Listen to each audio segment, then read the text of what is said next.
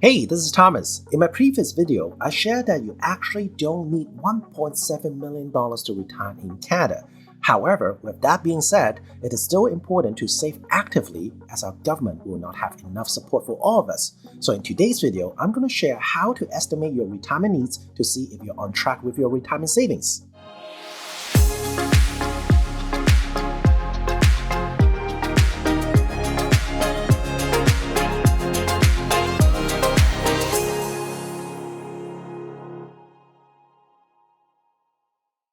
To recap, let's start with the $1.7 million retirement saving you hear so often. Where did this come from? It's based on a Bank of Montreal study that they do each year to gauge how Canadians are doing with their retirement planning. According to the same study, only 1 in 3 Canadians believe they can hit that mark. In fact, this sizable figure is 20% higher than it was in 2020 when it was only $1.4 million. According to the survey, the increase reflects the rising cost of living and inflation. So is this $1.7 million even obtainable? Looking at it one way, if there's no investment involved, that means you have to put away $42,000 every single year in your RSP for 40 years to reach $1.7 million. This means you will have to start at age 25 to reach the goal. Obviously, it's a huge challenge for lots of Canadians. On the other hand, if we do invest with an average of 6% return per year, we still need to save $10,000 per year for the next 40 years. It's not impossible, but not a lot of Canadians can do it. As I mentioned in my previous video, I wouldn't worry too much about the Bank of Montreal survey. These figures came from a survey of 1,500 online respondents and doesn't accurately represent everyone's retirement needs. However, it's crucial to understand that everyone's retirement saving targets will vary, influenced heavily by their unique financial conditions and personal lifestyle choices. Now we have that out of the way, let's look at what Canadians are actually saving in today's climate. The most recent statistics say that the average Canadian net worth is around $330,000. This includes all liquid saving like cash and stocks, but the real estate is not included. Statistic Canada reports the pre-tax median income for families stands at $65,000 per year. Now this gets interesting. According to the data from Statistic Canada again, the average saving rate from household was only at 2% in 2019. That means every $100 they made, they can only save $2. In 2021, Canadians maintained their saving habits with the average rate for the first 3 quarters hovering around 13%.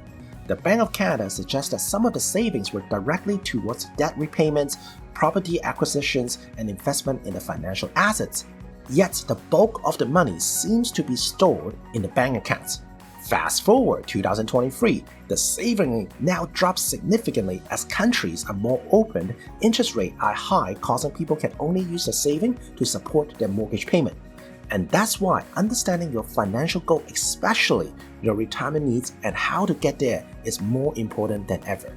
Every individual has different income, expense, and goals. A one-size-fits-all approach is no longer feasible when it comes to retirement saving. Experts often suggest several different guidelines to help individuals determine how much they should be saving, and we will go over a few here. You might hear of that you will need around 70% of your annual income for your golden years. That means if you earn $100,000 a year while working, you will need $70,000 to live comfortably in retirement. However, I'm not a big fan of this idea.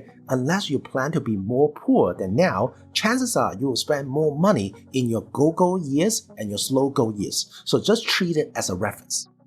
Another popular rule is to have saved 1 time your annual income by the age of 30. As you grow older, this amount should ideally increases, with the aim of having saved 10x your annual income by the time you reach 65. For instance, if you're making $100,000 by the time you reach 65, you should see $1 million in your bank account. This rule, while certainly not definitive, provides a simple, quantifiable goalpost for individuals striving to secure their future. There's also a good chance you will live at least 20 to 25 years after you retire, as the life expectancy is around age 85 in Canada, which means you should take 90% of your annual income and times it by 25. The total is how much you need to retire in Canada. Let's say you make $50,000 per year, 90% of that is $45,000, multiply by 25 and you'll get $1.1 million. The 4% rule is another popular way to calculate your target number. The guideline advises you to withdraw 4% of your investment portfolio every year, and by doing so, ensure your nest egg will last at least 30 years. For example, if you have $1 million in an investment portfolio consisting 50% stocks and 50% fixed income, you can withdraw and live off $40,000 during your first years of retirement.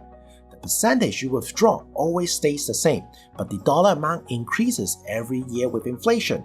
To get started with the 4% rule, figure out how much your annual expense will be in your retirement, and then use that number to determine how large your nest egg needs to be. So what can we take away from all of this?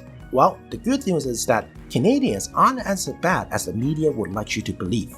When couples have fully paid off their homes and their children have become independent, they may find that they can live comfortably on much lesser than $1.7 million.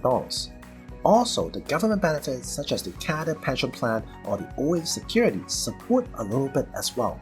On average, Canadians earn between $12,000 to $13,000 from the CPP, but he or she can go up to around $15,000 per annum from CPP. However, to receive that amount requires years of service and consistent top-tier contribution to the CPP. In addition to this, OA Security can contribute a maximum of $9,000 per person. Taking all these figures into account, an individual could potentially receive around $20,000 or $40,000 for a dual income household in the government benefits. This amount significantly contributes to the annual income and is adjusted yearly for inflation. In a scenario where a household income is $100,000 and their comfortable living expenses are $80,000, the government assistance could potentially cover the $40,000. This leaves the household with a $40,000 gap to fill each year. Over a span of 25 years from the age of 65 to 90, the household will need to accumulate a total of $1 million for the retirement. That's roughly $500,000 per person for a dual income family. So if retirement is not a priority to you at this moment, just put at least 5% of your income aside and put it in the investment market for the long term. Let time do the heavy lifting for you. On the other hand, if retirement is a priority now, there are a couple things that you can do. First, try to save 20% now. Second, get to know how taxes work. Remember, you don't have to be the accountant. Just figure out how much tax are you paying now, how RSP and tax-free saving works, and how much tax you have to pay during your retirement.